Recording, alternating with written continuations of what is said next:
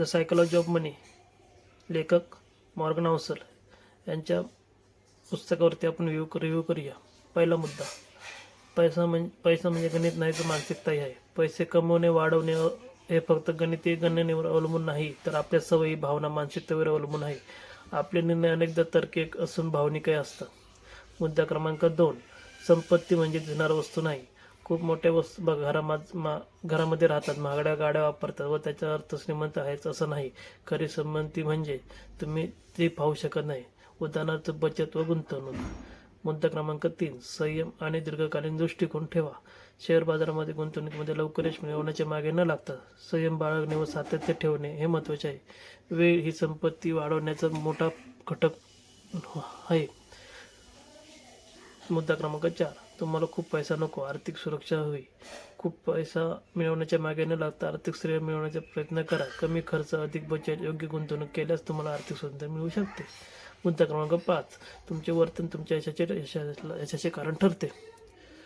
कोणत्याही आर्थिक कितीही चांगली असली तरी यशस्वी ठरण्यासाठी वर्तनावर अवलंबून असते. संयम, शिस्त, भविष्यावर विचार करून घेतलेला निर्णय यशस्वी होण्यास मदत करतात.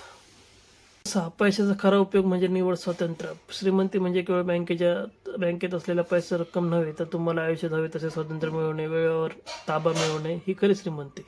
मुद्दा क्रमांक 7, बाजाराचा अंदाज लावण्याचा प्रयत्न करू नका. शेअर बाजारात कधी काय होईल या चूक सांगू शकत नाही, त्यामुळे वेळेप्रमाणे गुंतवणूक करा व दीर्घकालीन विचार ठेवा. मुद्दा क्रमांक 8, तुमच्या गरजानुसार तुमची आर्थिक योजना आखा.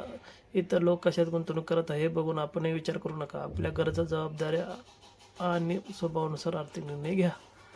मुद्दा क्रमांक 9, साधेपणा व संयम हे यशाचे गुरुकिल्ले आहे. गुंतवणुकीत स्वतः जोखीम घेण्याऐवजी सध्या शिस्तबद्ध मार्गाने पुढे जाणे चांगले व गुंतवणुकीबाबत निर्णय घेताना संयम बाळगणे हे फायद्याचे ठरते. मुद्दा क्रमांक 10, पैसे म्हणजे तुमच्या जीवनशैलीवर साधन आहे.